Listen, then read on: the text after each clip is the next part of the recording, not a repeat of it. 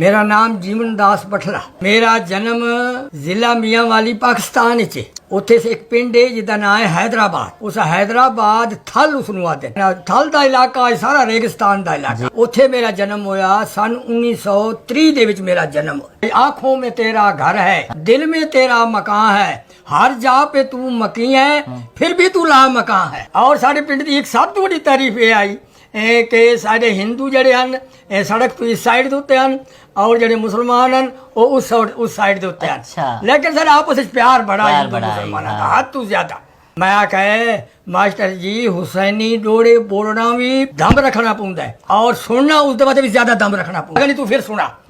मैं उसनू आखा बेशक मरीज इलाज करेंदे पर होंदियां मर्ज दियां हद्दां असकर ते अबास जाए। मैं जवान मराई वता थां थां ते हिन फत कहत कड़ी आंदे।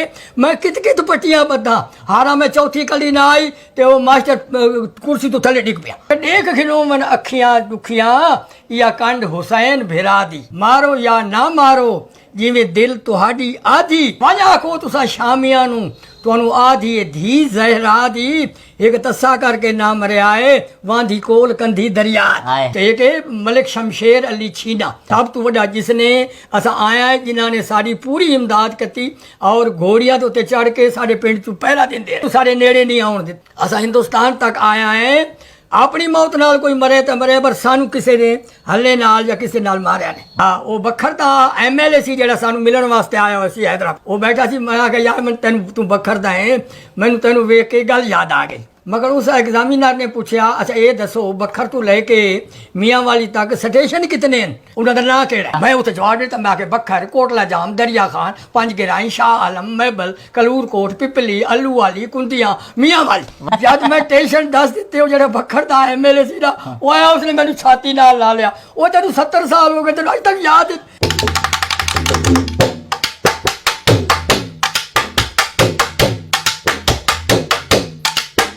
वाह वाह वाह वाह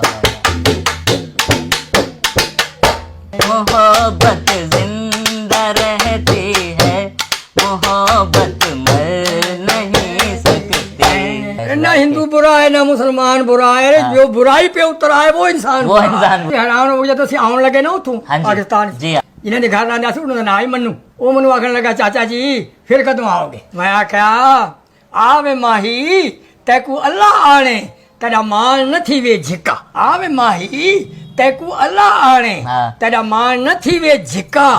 तै ते साडी क्या बराबरी तुसी सोना ते असा सिक्का।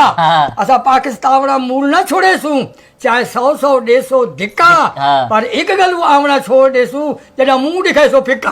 भावे जाने ते भावे न जाने मेरा ढोल जुआनियां माने मेरा ढोल जुआनियां माने। मैं पानी भरे दिया छिकदा मेरा ढोल मुसाफिर नितदा। भावे जाने ते भावे न जाने मेरा ढोल जुआनियां माने मेरा ढोल जुआनियां माने। जावे माही जिवें दिल आखी कर जुल्म गरीब दे दिल ते साडा अपने दिल ते जोर नहीं ते की जोर तुहाडे दिल ते पर हर दिल तेरी कदर ना हो सी। ये गल लिख के न अपने दिल ते जैसे बाज न कमला दिल रांदा ओदी गाल की रखनी दिल।